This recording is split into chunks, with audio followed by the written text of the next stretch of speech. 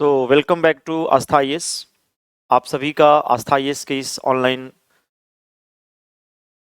Session में स्वागत है।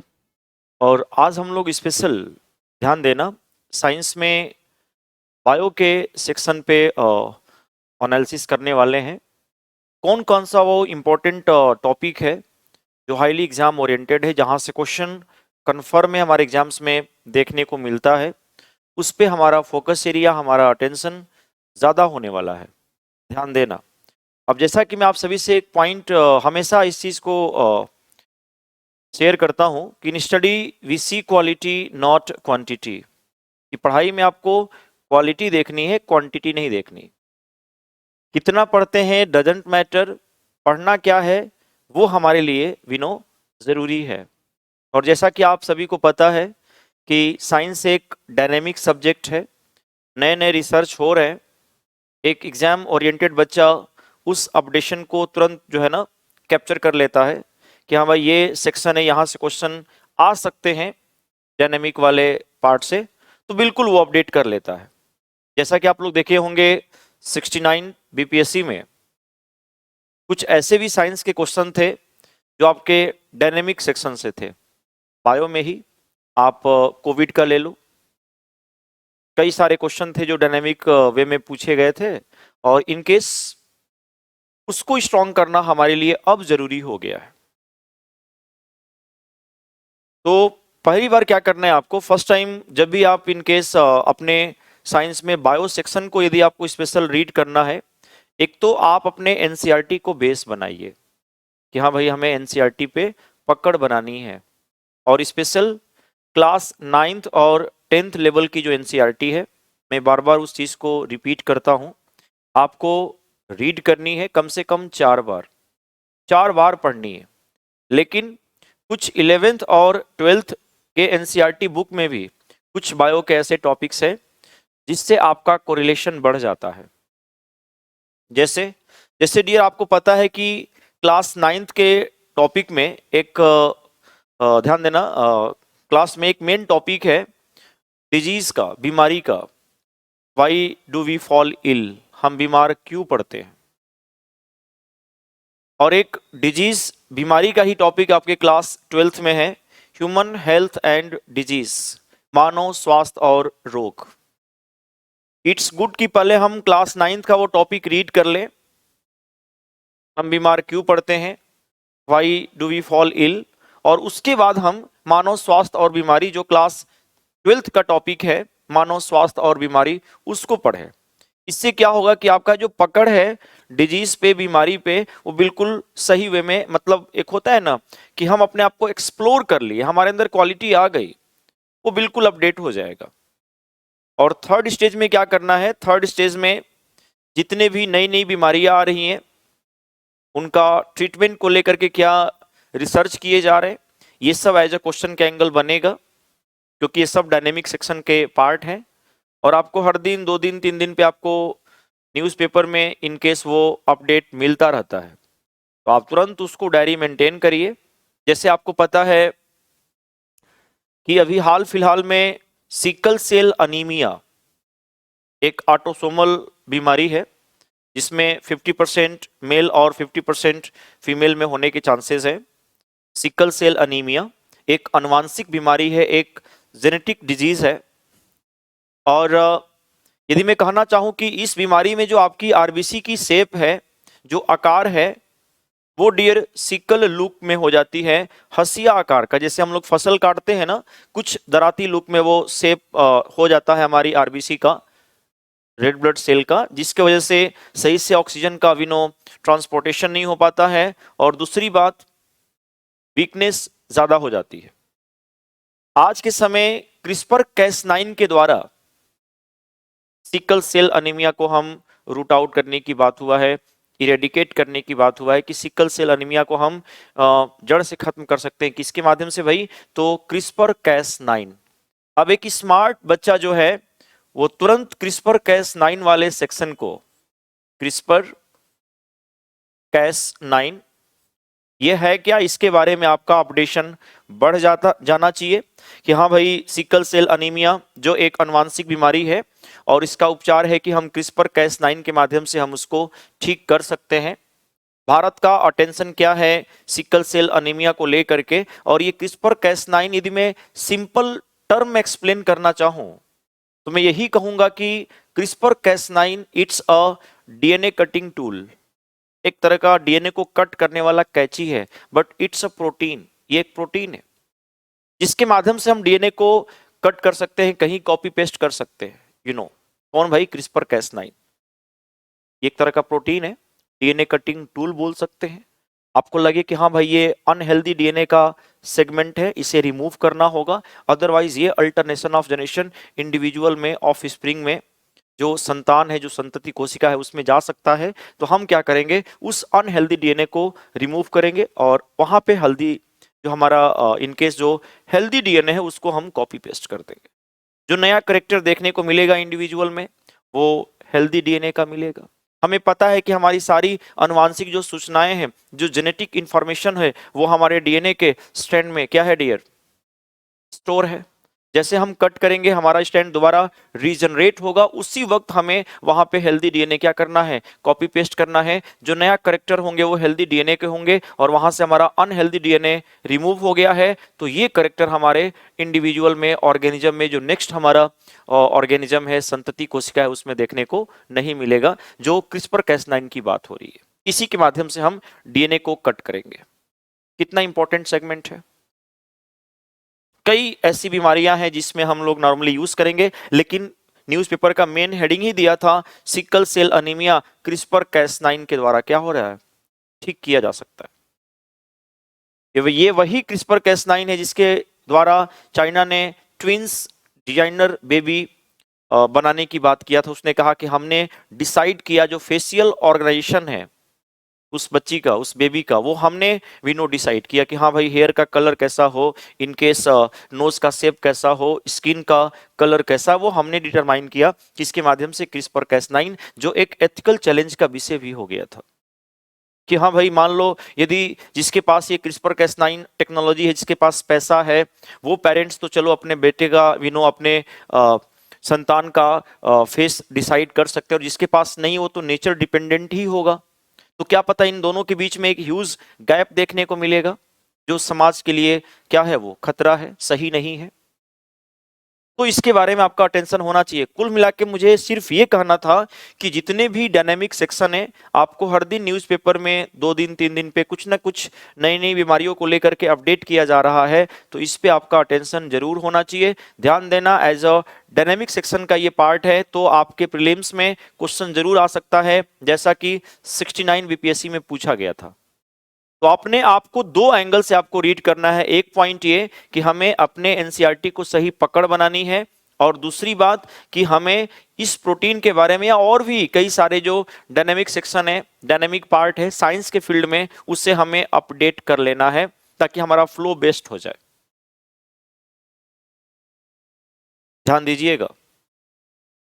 तो आते हैं, और पहले अभी हमें बात करने वाला हूं स्पेशल किसको लेकर के, कंटेंट को लेकर के, कि बायो में हम कौन कौन से टॉपिक पढ़े तो हमारे क्वेश्चन निकल जाए।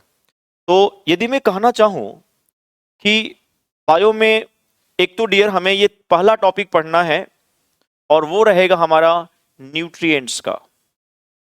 जो हमारा पोषक पदार्थ है, हमारा जो न्यूट्रिएंट्स है, इस पे हमारा जो पकड़ है वो बिल्कुल सही होना चाहिए, क्योंकि आज के समय आप सभी को पता है न्यूट्रिएंट्स में हमें प्रोटीन के बारे में, कार्बोहाइड्रेट्स के बारे में, विटामिन्स के बारे में, फैट के बारे में, मिनरल एलिमेंट्स हो गए, खनिज तत्व हो गए, कुछ रफेज हो गए जिसको हम रुक्षांश कहते हैं, डाइटरी फाइबर्स कहते हैं, उनके बारे में हमें इस टॉपिक में पढ़ना है।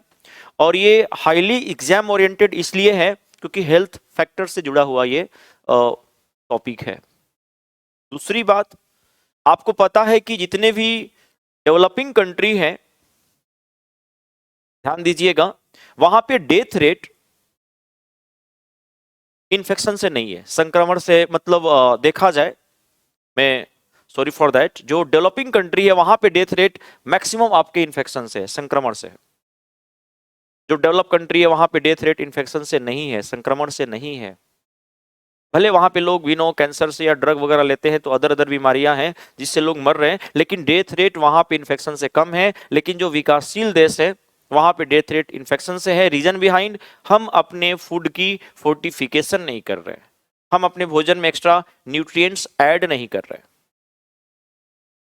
हमारा गवर्नमेंट भाई ये मेंशन कर रहे हैं कि भाई आप फूड फोर्टिफिकेशन पे फोकस करें, फूड को एक्स्ट्रा न्यूट्रिएंट्स ऐड करिए ताकि हमारी क्वालिटी बढ़ जाए, हमारे अंदर जो इन्फेक्शन होने के चांसेज है वो कम हो, और हम फोर्टिफिकेशन ना करके, उसको फोर्टिफाइड ना करके हम अडल्ट्रेशन, मिलावट के सेंस में यूज कर रहे हैं।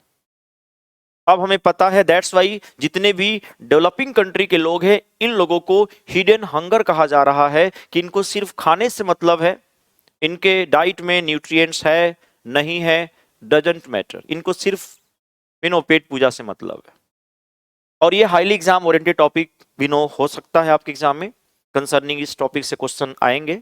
लेकिन इसको बिल्डअप करने के लिए आप एक टॉपिक है क्लास 6 का, फूड एंड इट्स कंपोनेंट, भोजन और उसके अवयव, जिनका अपना बेस नहीं है वो जरूर रीड करेंगे। कुछ ऐसे इंपॉर्टेंट पॉइंट, कुछ कंसेप्ट निकल जाते हैं जो एज अ एग्जाम में क्वेश्चन के एंगल ले लेते हैं। अब मैं सेकंड, ध्यान देना, टॉपिक आपसे शेयर करने वाला हूं, और वो रहेगा डियर हमारा किसका, तो वो रहेगा हमारा डिजीज का, बीमारी का। ध्यान देना, अब यदि हमें डिजीज पे अपनी पकड़ बनानी है तो हमें पहली तो पॉइंट पे फोकस करना है कि भाई हमें एनसीईआरटी को रीड करना है। तो क्लास 9th में एक टॉपिक है, why do we fall ill, हम बीमार क्यों पड़ते हैं। और क्लास 12th में भी एक टॉपिक है, ह्यूमन हेल्थ एंड डिजीज, मानव स्वास्थ्य और बीमारी। अब जैसे हम इस सेक्शन को कैप्चर करते हैं, पढ़ते हैं, तो हमारी पकड़ जो है बीमारी में बिल्कुल बढ़िया हो जाएगा। सेकंड चीज मैं आपसे शेयर करना चाहूंगा कि जो टॉपिक है डियर, ये हाईली डायनेमिक सेक्शन का पार्ट है। आए दिन आपको नए नए बीमारी देखने को मिल रहे हैं। ये पिछले 4 साल से पूरा वर्ल्ड बीमार पड़ा था, आपने देखा कोविड का पूरा अटेंशन था, कितना पैनिक सिचुएशन था फर्स्ट जब वेव आई थी इन केस कोविड का। और आपने क्या देखा, 69 बीपीएससी में कोविड से क्वेश्चन पूछे गए थे। तो इस बार हमें एक अटेंशन ये मेंशन करना है कि हमें एक कोविड पे पूरा एक फोकस एरिया जनरेट करना है। और मैं स्पेशल ऑफलाइन क्लास में एक कोरोना डायरी प्रोवाइड कराऊंगा, ताकि स्टार्टिंग से लेके अब तक के जितने सारे अपडेशन है वो बिल्कुल अच्छा हो जाए, पकड़ बन जाए। दूसरी बात, डिजीज में कौन सा मेडिकल टेस्ट कराते हैं, किस बीमारी में हम लोग कौन सा मेडिकल टेस्ट कराते हैं, ये एज अ क्वेश्चन के एंगल ले लेता है। भाई एड्स में कौन सा टेस्ट कराते हैं, पता है हम लोग पढ़ के आए हैं एलिसा टेस्ट, क्या पता आपसे एलिसा का फुल नेम पूछ दे। कई बच्चे होते हैं जो एलिसा का फुल नेम पढ़े ही नहीं है।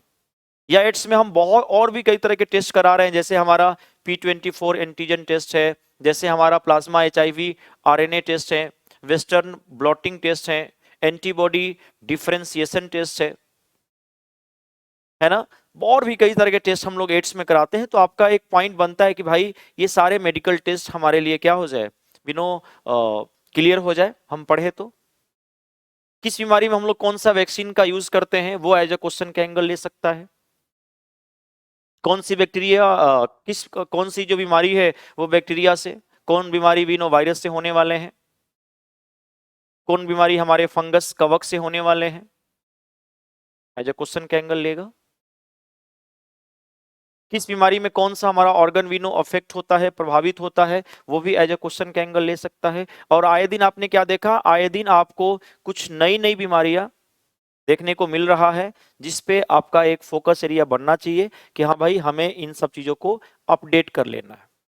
जैसे आप सुने होंगे निपाह को लेकर के, अभी निपाह को लेकर के ट्रूनेट टेस्ट की मंजूरी दिया गया है। अब ये ट्रूनेट टेस्ट होता क्या है, इसके बारे में आपको पता होना चाहिए।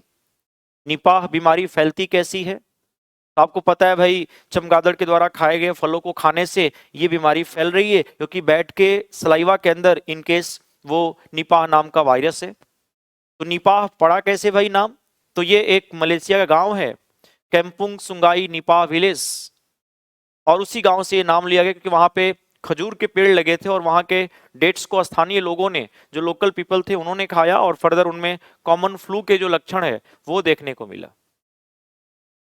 तो कुल मिला के मैं आपसे ये कहना चाहूंगा कि बड़ा हमारा इंपॉर्टेंट टॉपिक होने वाला है, कितनी हमारी अनुवांशिक बीमारियां हैं, हम अनुवांशिक बीमारियों को पता लगाने के लिए कौन सा टेस्ट का प्रयोग करते हैं।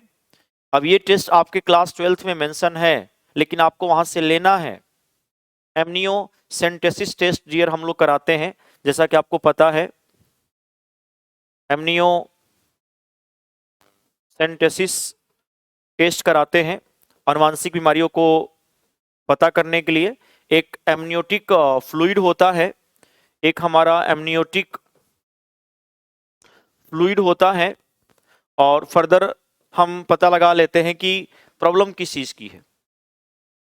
लेकिन सबसे बड़ी बात यह है कि आज के समय इस टेस्ट का यूज लोग जो है ना मिसयूज करने लगे। इस टेस्ट के द्वारा लोग जो है ना जेंडर की पहचान कर लेते हैं, क्योंकि ये टेस्ट के माध्यम से we have to read our chromosomes reading, कि वो XX वाला सेक्शन है कि वो आपका XY वाला सेक्शन है, मतलब हम जेंडर की पहचान करने लगे, दैट्स वाई इसको बैन करना पड़ा। लेकिन फर्दर आपको पता होना चाहिए कि अनुवांशिक बीमारी में इस टेस्ट का प्रयोग हम लोग करते हैं। तो कुल मिला के बीमारी बिल्कुल हमारा क्लासिक टॉपिक होने वाला है आने वाले अपकमिंग एग्जाम में, और आपका अपडेशन जरूर होना चाहिए। अभी आपको पता चला कि भारत पोलियो मुक्त हो चुका है, लेकिन MP में पोलियो के कुछ पेशेंट मिले हैं। 16 जिले ऐसे हैं जहां पे पोलियो के मरीज देखने को मिले हैं, और ये बिल्कुल भारत के लिए एक कंसर्निंग मैटर है, एक चिंता वाला विषय हो चुका है ये पोलियो का मरीज मिलना। और कुछ ऐसा लोग अनुमान लगा रहे हैं कि अफगानिस्तान तालिबान वगैरह साइड से कुछ ऐसे लोग आए हैं जिसके वजह से बीमारी क्या हुआ है, फैला हुआ है, क्योंकि अभी भी तो पोलियो पाकिस्तान वगैरह साइड में है ही है। ध्यान दीजिएगा। अब पोलियो में हम लोग कौन सा वैक्सीन यूज करते हैं, पोलियो वैक्सीन के डिस्कवरर कौन है, पोलियो में कौन सा हमारा अंग प्रभावित होता है, WHO ने भारत को कब पोलियो मुक्त किया, ये सब सेक्शन आपके बन जाने चाहिए, क्योंकि पोलियो की बात चर्चा का विषय है। तीसरा टॉपिक मैं आपसे शेयर करना चाहूंगा, ध्यान देना, और वो हमारा है डियर पॉल्यूशन, आपका प्रदूषण।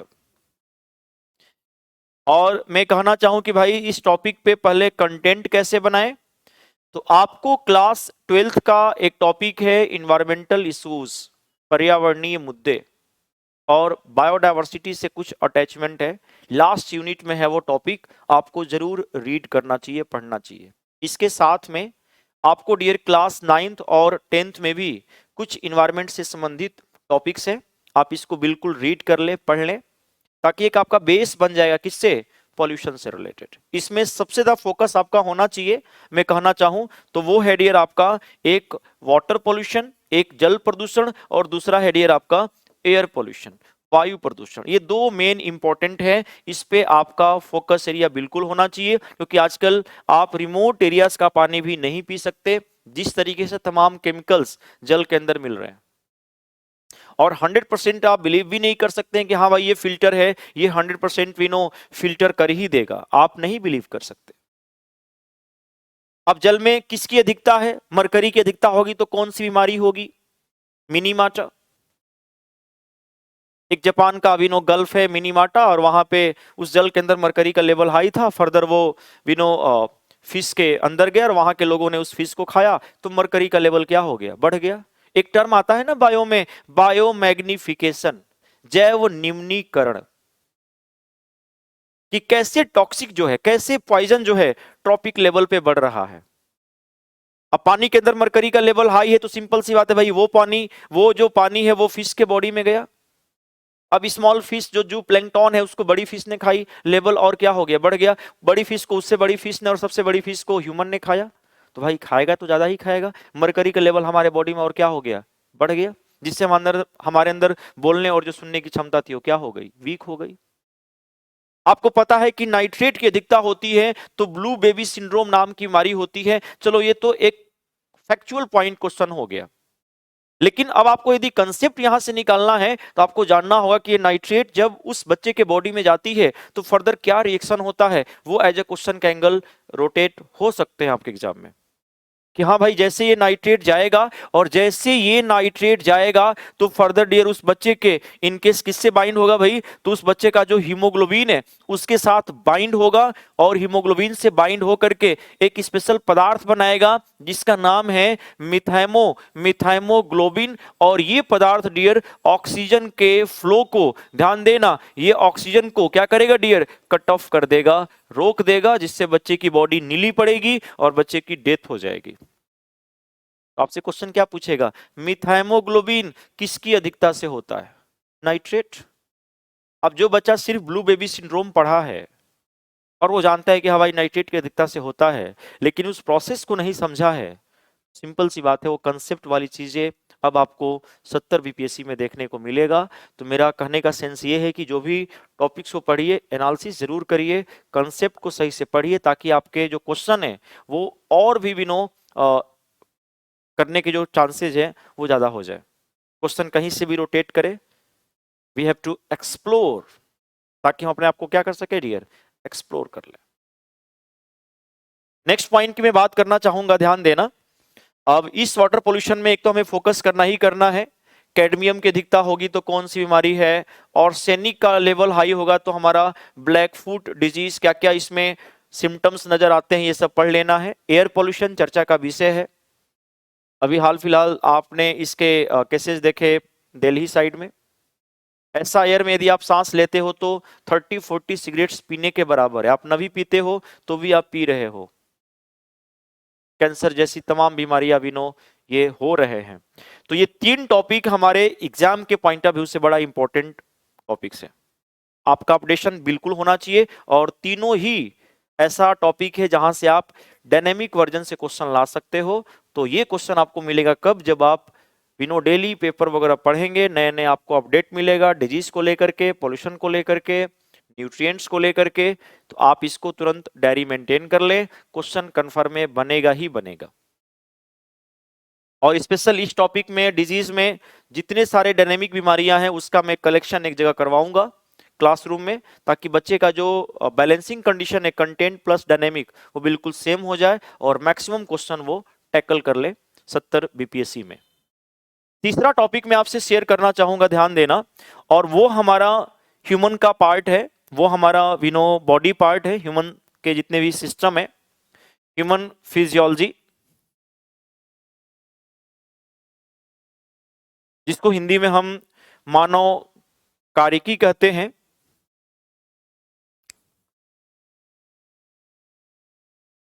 ह्यूमन फिजियोलॉजी आप यहां से उठा सकते हैं। अब इसमें कोई ज्यादा डायनेमिक सेक्शन तो है नहीं, लेकिन हाँ आपको मेन मेन टॉपिक्स पढ़ना है, लाइक आपका डाइजेस्टिव सिस्टम हो गया, आपका जो पाचन तंत्र है। देखो इस बार बीपीएससी में यहां से क्वेश्चन आया था, डाइजेस्टिव सिस्टम से आपके पाचन तंत्र से क्वेश्चन देखने को मिला था। और इसमें जो क्वेश्चन था वो टंग वाले सेक्शन से आया था, जीभ वाले पार्ट से आया था, कि जीभ का कौन सा भाग हमें अलग अलग टेस्ट को डिटरमिन करता है, जिसमें मसालेदार, तीखापन, ये सब हमारे टंग के क्या है, टेस्ट नहीं है। मैंने क्लासरूम में स्पेशल फिगर बना करके टंग का मैंने एक्सप्लेन किया था। इनकेस मैंने उमामी टेस्ट के बारे में भी बताया था कि जो उमामी टेस्ट है ये एक तरीके से जापानीज टेस्ट है, जिसमें आपको एक होता है ना जो हम लोग ग्रेवी बनाते हैं प्याज और टमाटर, कुछ ऐसा टेस्ट आपको नजर आता है, उसको हम लोग उमामी टेस्ट कहते हैं। और उमामी भी ऑप्शन में मेंशन किया था। अब जो बच्चा उमामी टेस्ट कोई नाम नहीं सुना होगा, सिंपल सी बात है वो गलत करके आएगा। तो ये भी इंपॉर्टेंट है, हमारे इसमें टीथ के पार्ट पढ़ लेने हैं, टंग पढ़ लेना, और पूरी हमारी जो एलिमेंट्री कैनाल में फूड का डाइजेशन का सेक्शन क्या है वो पढ़ना है, बिल्कुल इंपॉर्टेंट है। नेक्स्ट टॉपिक यदि मैं कहना चाहूं डियर अपने ह्यूमन पार्ट में, तो हमारा ब्लड का भी रहेगा, हमें रुधिर के बारे में भी पढ़ना है। इसमें सबसे ज्यादा जो क्वेश्चन अक्सर देखने को मिलेगा वो डियर आपके ब्लड ग्रुप से रहेगा, ब्लड ग्रुप, जिसमें आपके क्वेश्चन ज्यादा आरएच फैक्टर से देखने को मिलते हैं। गोल्डन ब्लड हो गया, बम्बे ब्लड हो गया, मतलब ब्लड ग्रुप से क्वेश्चन बन जाते हैं। कभी कभी ऐसा भी क्वेश्चन आ जाता है कि पेरेंट्स का ये है, मतलब वी नो केस की फादर का ये है, मदर का ये ब्लड ग्रुप है, कौन सा ब्लड ग्रुप बच्चे में होने की पॉसिबिलिटी होगी, एज अ लॉजिक सेक्शन से आ जाते हैं क्वेश्चन। तो ब्लड के सारे पार्ट हम लोग पढ़ेंगे वन बाय वन करके, और हमारे लिए ये बिल्कुल इंपॉर्टेंट टॉपिक है ह्यूमन फिजियोलॉजी के सेक्शन में, जहां से ब्लड ग्रुप से क्वेश्चन ज्यादा देखने को मिलते हैं। तीसरा टॉपिक डियर यदि मैं शेयर करना चाहूं इसी टॉपिक से रिलेटेड, तो वो हमारा है डियर ग्लैंड्स का। जो हमारी ग्रंथियां हैं,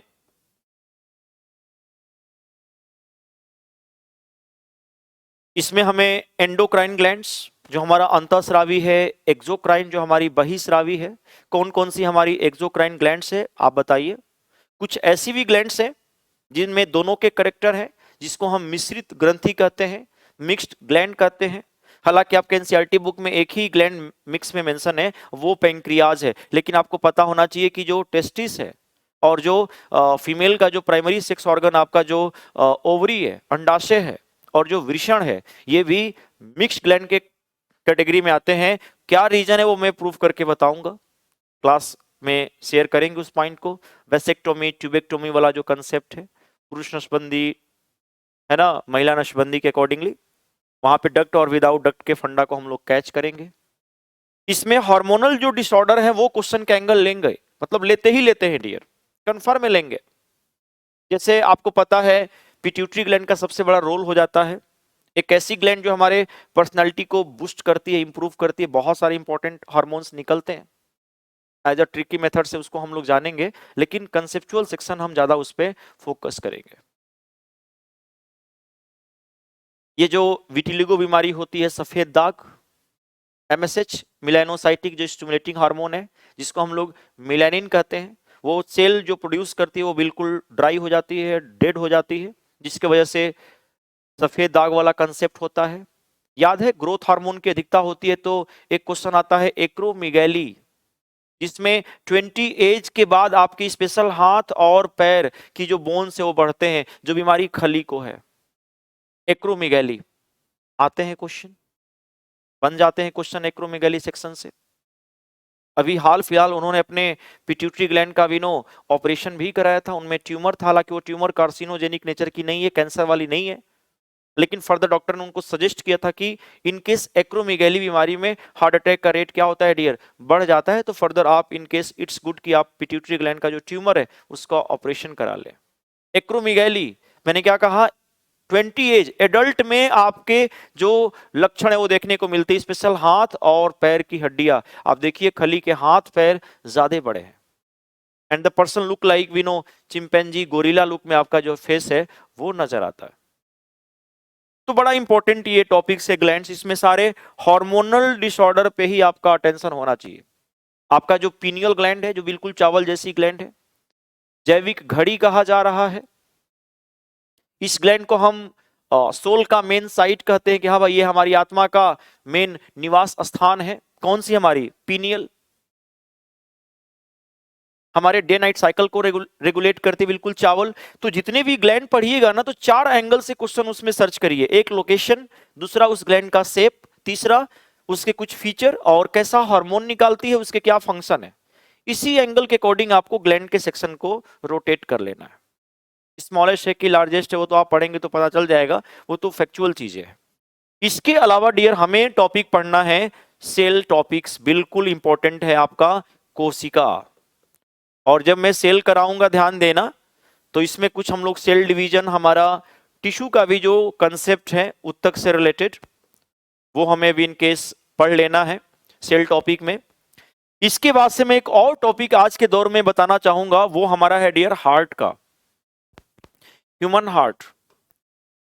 हार्ट से भी क्वेश्चन आते हैं, और इनकेस आप देखो कोविड के बाद मैक्सिमम जो रेट आ रहे हैं हार्ट अटैक के, इस पे अभी फर्दर स्टडी भी हुआ है कि यूथ में हार्ट अटैक आने के मेन क्या कारण थे। कई लोग वी नो वैक्सीन पे फिंगर्स भी रेस कर रहे थे, जबकि ऐसा कुछ नहीं है। WHO ने भी इस चीज को मेंशन किया, बताया। ऐसा फर्दर स्टडी हुआ है कि हाँ, जिनको कोविड हो गया और फर्दर वो रिकवर किए हैं, तो उनके अंदर कुछ ये चांसेस देखने को मिल रहा है, किसके, हार्ट अटैक के। हालांकि फूड पे नेचर पे भी डिपेंड है, कोलेस्ट्रॉल, ट्राइग्लिसराइड, कुल मिला के बिल्कुल हमारा इंपॉर्टेंट टॉपिक है। हार्ट में चैम्बर वगैरह से कैसे वी नो ब्लड सर्कुलेट करता है, कितने single circulation, double circulation, incomplete double circulation, ये सब आपको पढ़ना है हार्ट में। इसके अलावा डियर हमें जो सेक्शन कैप्चर करना है अपने बायो में, वो हमारा ब्रेन का भी पार्ट रहेगा। मस्तिष्क के बारे में भी आपको विनय पढ़ लेना है, मस्तिष्क। इसके अलावा डियर हमें पढ़ना है अपना रेस्पिरेटरी सिस्टम, श्वसन तंत्र। रेस्पिरेटरी सिस्टम हमारा जो श्वसन तंत्र है, इसमें हमें रिएक्शन और इनकेस लंग्स के फंक्शन के बारे में, क्योंकि 3 ऐसे ऑर्गन है जिनके आउटर मेम्ब्रेन से भी कभी कभी क्वेश्चन बन जाते हैं, जैसे आपका हार्ट है, जैसे आपका लंग्स है, और जैसे आपका किडनी है। तो किडनी वाला सेक्शन तो हम डियर अपने एक्सक्रीटरी सिस्टम में बात करेंगे। एक्सक्रीटरी सिस्टम, इसमें हमें अपने, जिसको हम उत्सर्जी तंत्र कहते हैं हिंदी में, इसमें हमें अपने किडनी के बारे में फर्दर स्टडी करनी है। और एक चीज मैं आपको बता दूं, एक्सक्रीटरी सिस्टम में हमें भाई वेस्ट मटेरियल ही अपने बॉडी से निकालनी है, तो इट्स गुड कि हमें वेस्ट मटेरियल के बारे में अध्ययन होना चाहिए। यूरिया कौन निकालेगा, यूरिक एसिड कौन निकालेगा, अमोनिया कौन निकालेगा, इनके नेचर से भी क्वेश्चन आपको यहाँ से देखने को मिलेगा। तो कुल मिला के मैं आपसे ये कहना चाहूंगा कि ह्यूमन का जो बॉडी पार्ट है, 1 बाय 1 हमारा कलेक्शन बेस्ड होना चाहिए, और वो भी बिल्कुल एनसीईआरटी के आधार पे होना चाहिए। और ये सारे कंसेप्चुअल क्वेश्चन भी यहां से बनेंगे, वो मैं आपसे शेयर करूंगा। लेकिन आपको पता है कि यदि 10 क्वेश्चन बायो से आएगा तो 5 क्वेश्चन इनकेस आपके ह्यूमन सेक्शन से आएगा, तो 5 क्वेश्चन आपके प्लांट सेक्शन से भी आएंगे। मतलब आपको बायो में जो प्लांट फिजियोलॉजी है, जो प्लांट फिजियोलॉजी है, जो पादप कार्यकी है, ये भी डियर आपको कैप्चर करना है। 5 क्वेश्चन यहां से भी आएगा, और इसमें सबसे एग्जाम ओरिएंटेड फोटोसिंथेसिस, प्रकाश संश्लेषण, रिएक्शन पूछ देगा आपसे, रिएक्शन को बैलेंस करने के लिए पूछ देगा। सन की कौन सी रेस फोटोसिंथेसिस रेट को बढ़ाती है, या प्रकाश संश्लेषण सबसे ज्यादा किसमें होता है। ऑप्शन में ट्री दिया हो, प्लांट दिया हो, हर्ब दिया हो, एल्गी दिया हो, कई बच्चा प्लांट पे चला जाता है, जो कि पता होना चाहिए maximum photosynthesis take place in algae, शैवाल में ही होता है। वो शैवाल ही था क्लोरेला जिसपे फोटोसिंथेसिस की डिस्कवरी हुई। अक्सर स्पेस पर्सन स्पेस में उसी क्लोरेला एल्गी को एज अ फूड के रूप में लेकर जाते हैं। तो यहां पे कहने का सेंस ये है कि प्लांट के एक तो हमें क्लासिफिकेशन सेक्शन कैप्चर करना है, वो हम लोग एनिमल में भी पढ़ेंगे, लेकिन हमें उतना लेवल में उसको कैच नहीं करना है। लेकिन मेन जो क्लासिफिकेशन वर्जन है, पोरीफेरा, सिलेंट्रेटा, है ना, ये सब हमारे फाइलम वगैरह से रिलेटेड वो पढ़ना है। और प्लांट में भी जो इनके किंगडम है, ब्रायोफाइटा, थैलोफाइटा, नाम सुने होंगे आप लोग, ये सब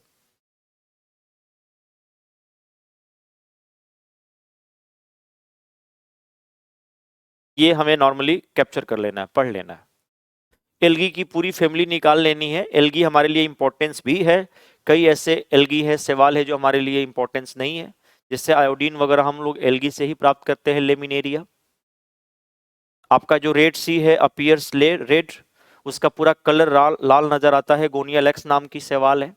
लेकिन उस शैवाल से टॉक्सिन भी निकलता है, पॉइजन भी निकलता है, जो एक्वाटिक एनिमल्स को खत्म कर सकता है। और यदि पानी मनुष्य उसका पानी पीता है तो इनकेस पैरालिसिस, लकवा की बीमारी होने के चांसेस बन जाते हैं। तो प्लांट में एक तो हमें सारे किंगडम पढ़ लेने हैं, दूसरा फोटोसिंथेसिस मैंने आपसे कहा।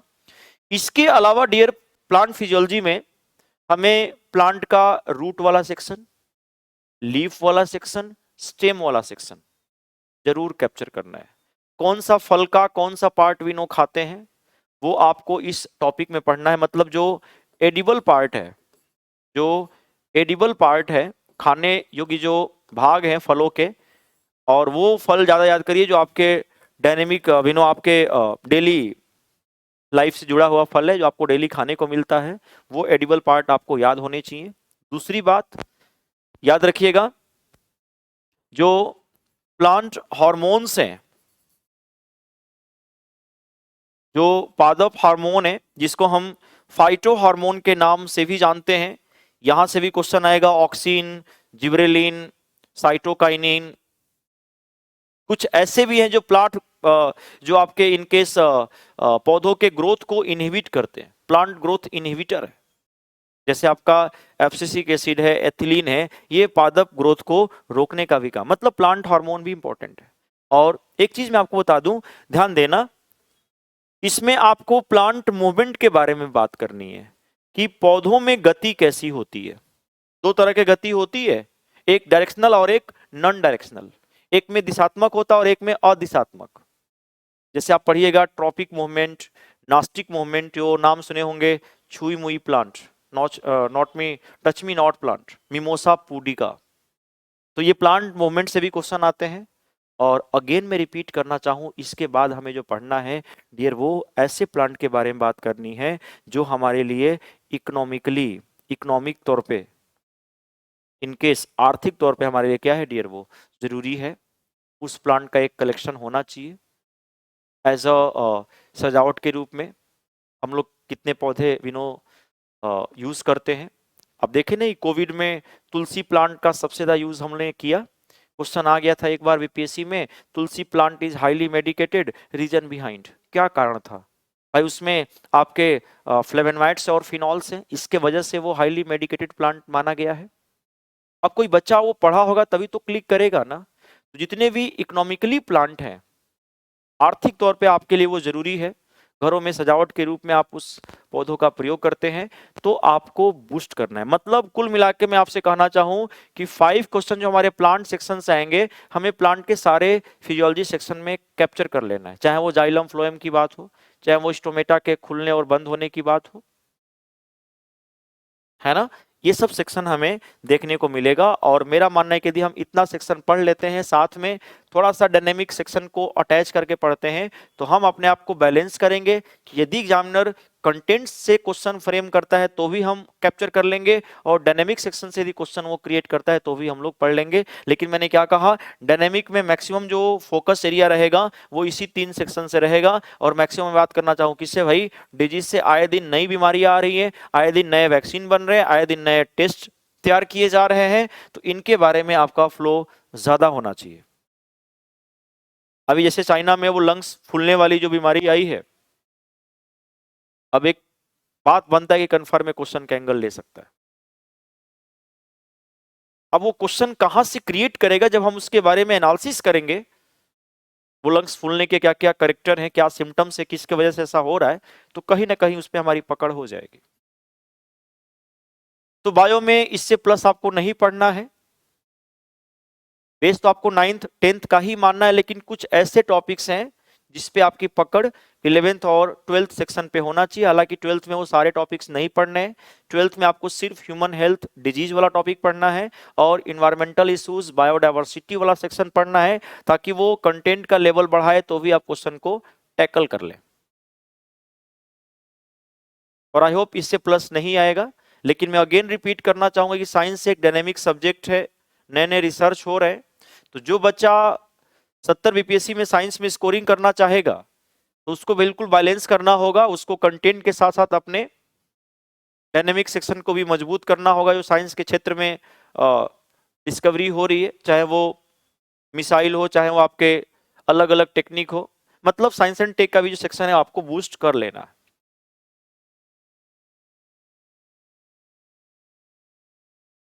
तो आज के लिए हमारा इतना ही सेक्शन रहेगा, ठीक है। मिलते हैं ऑफलाइन क्लास में।